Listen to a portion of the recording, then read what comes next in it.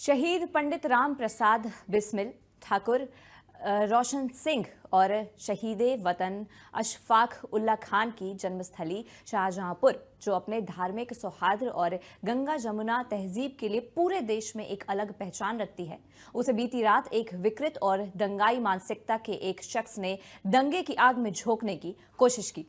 लेकिन वह भूल गया कि प्रदेश में योगी राज है, जहां कानून से खिलवाड़ करने वाले को बख्शा नहीं जाता। जैसे ही धर्म विशेष के पवित्र ग्रंथ और परवरदिगार पर की गई अभद्र टिप्पणी की पोस्ट वायरल हुई, वीरभूमि शाहजहांपुर में धार्मिक आग की चिंगारी फैल गई। लेकिन योगी फोर्स ने तुरंत एक्शन लेते हुए पूरे इलाके को छावनी में बदल दिया और आरोपी को गिरफ्तार कर लिया गया, जिसके बाद हालात सामान्य हो गए। आखिर क्या प्रदेश की वीरभूमि शाहजहांपुर को धार्मिक दंगे की आग में झोंकने की कोशिश की गई? देखिए हमारी एक खास रिपोर्ट। धर्म पर अभद्र रिएक्शन, योगी फोर्स का तुरंत एक्शन। योगी राज, दंगाई सोच के लोग आएंगे बाद। धर्म पर टिप्पणी किसने लिखी, दंगे की पटकथा। प्रदेश में दंगाई सोच रखने वाले और उनके आकाओं को सीएम योगी आदित्यनाथ पहले ही आगाह कर चुके हैं कि जो दंगा करेगा उसका हश्र उसे जिंदगी भर याद रहेगा।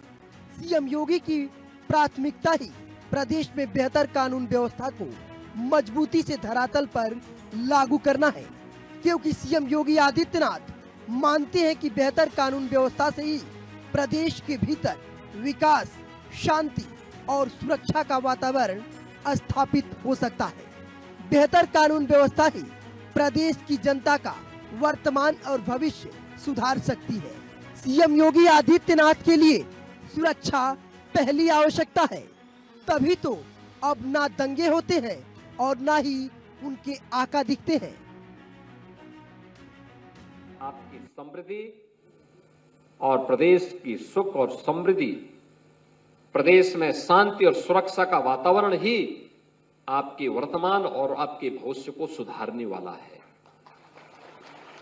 कानून व्यवस्था की स्थिति को प्रदेश के अंदर ऐसा रखा गया है जहां हर दूसरे तीसरे दिन दंगे होते थे, आज न दंगाइयों का पता है और न दंगों का कहीं पता है। जब दंगाई गायब और दंगे भी गायब, तो आम नागरिक तो सुरक्षित है, लेकिन दंगाइयों के आका परेशान है। उनकी परेशानी उनको शुरू हो गई है, क्योंकि इसी से उनकी रोजगार चलता था। आपके रोजगार पर ठोकर मारते थे, लेकिन जब दंगे होते थे इसमें अपनी रोटी सेकने के लिए जाते थे। और बहनों और भाइयों, हमें सोचना होगा, हमें अपने वर्तमान के साथ साथ अपने आने वाली पीढ़ी के भविष्य को ठीक करना है, तो सुरक्षा पहली आवश्यकता है। शाहजहांपुर में जैसे ही विवादित पोस्ट वायरल हुआ तो पूरे जनपद में तनाव फैल गया।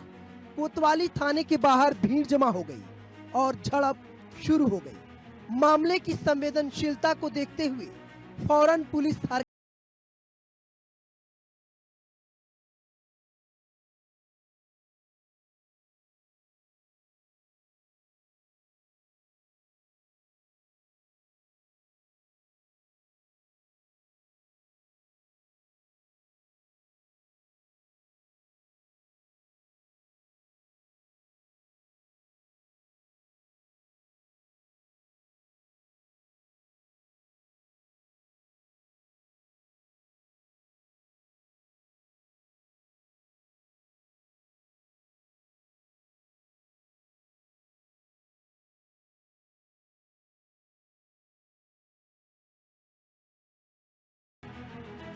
एक व्यक्ति ने कुछ अभद्र टिप्पणियां की थी सोशल मीडिया पे। उस व्यक्ति के विरुद्ध एफआईआर दर्ज करके तत्काल पुलिस ने उसको अरेस्ट कर लिया।